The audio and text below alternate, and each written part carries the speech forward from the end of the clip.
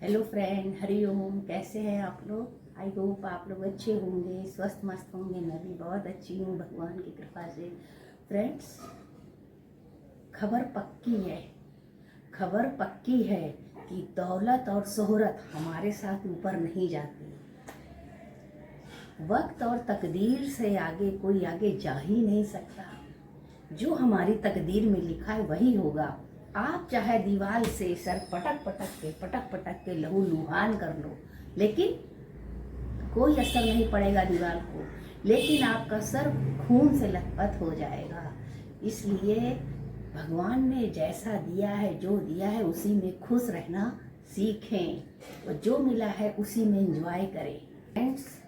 Friends, जो लोग अपने माँ बाप की बात नहीं मानते हैं, उनको लोग कहते हैं जो अपने माँ बाप की नहीं हुई तो मेरी क्या हुई। एक दिन रद्दी भी तौल के बिक जाती है, फिर मेरी औकात क्या है। इतिहास गवाह है, जब हम दुखी होते हैं तो हमको दुखी करने के लिए चार लोग और आ जाते हैं। अगर परेशानी आए, टेंशन आए तो आप दुखी मत होना। छोटी सी टेंशन आई और आपके सिर से गुजर गई, कोई बड़ी बात नहीं आई, हर अला बला आपकी टल गई। आदमी नहीं बीमार है, आदमी बीमार नहीं है। आदमी बीमार क्यों है? आदमी बीमार दूसरे की खुशी देखकर बीमार है। उसको पारा हाई है, उसका बीपी हाई है। अपनी आयु से ज़्यादा अपनी छवि का ख्याल रखना।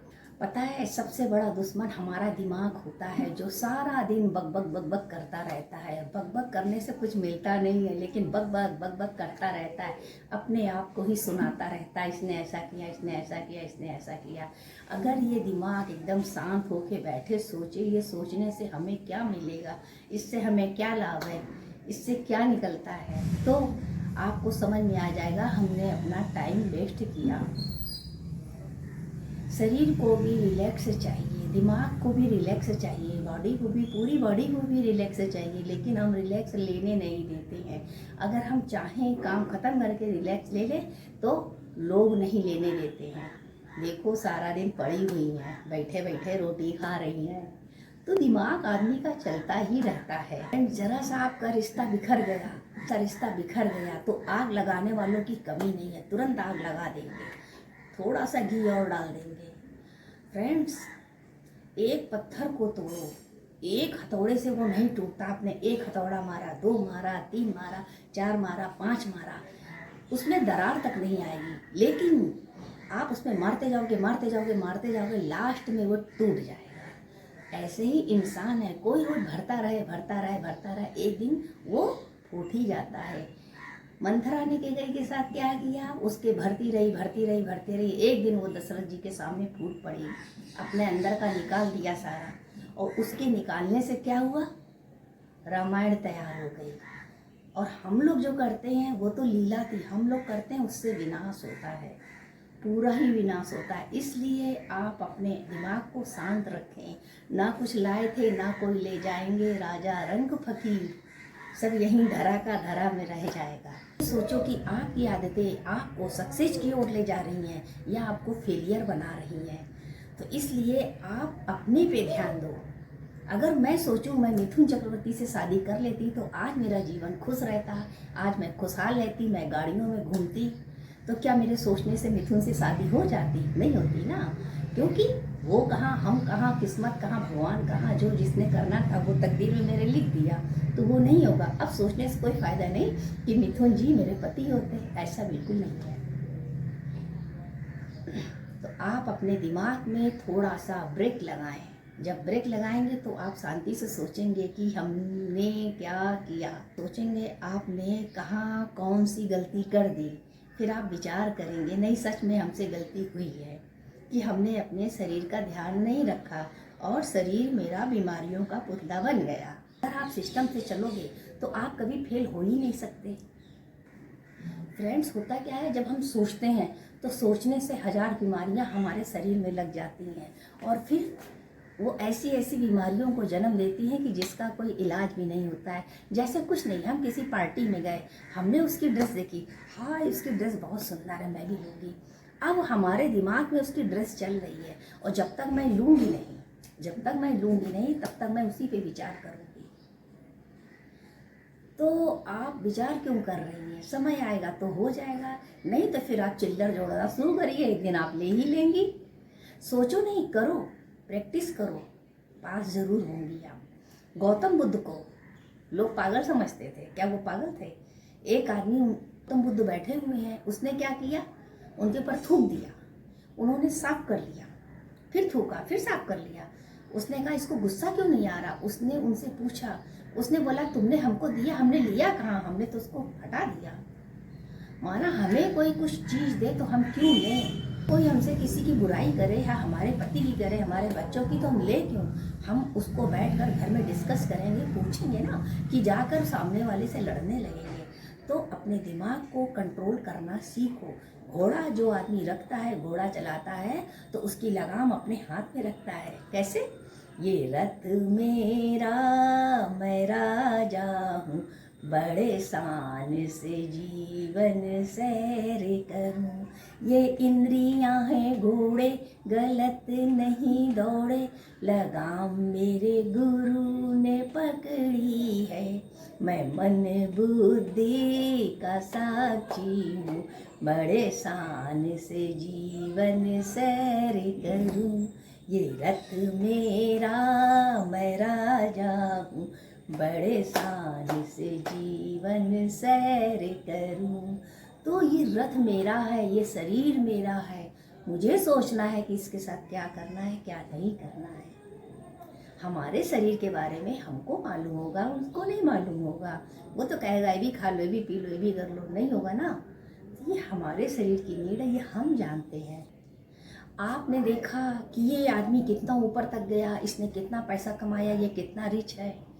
आपने उसकी जर्नी नहीं देखी कि आज वो बुढ़ापे की कगार पे खड़ा है, उसने जवानी में कितना स्ट्रगल किया होगा।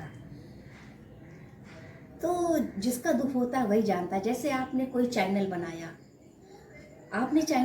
आपने मेहनत करी, वो बार बार अन हो रहा है, बार बार अन हो रहा है। जो अन हो रहा है तो उसका दर्द आपको है, पब्लिक को थोड़ी ना होगा, वो दर्द आप समझ सकते हैं।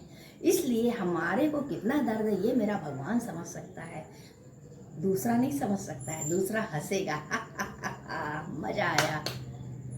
तो आप लोगों के आप लोगों की बातों पे मत जाइए, लोगों के विचार मत सुनिए, आप अपने विचार से काम करिए, उसी में आपकी जीत है, उसी में आपको सक्सेस मिलेगी। नहीं तो आप जो भी है आपके पास वो भी चला जाएगा, फिर आप एक फेलियर कहलाएंगे, और फेलियर कहलाना किसी को पसंद नहीं है।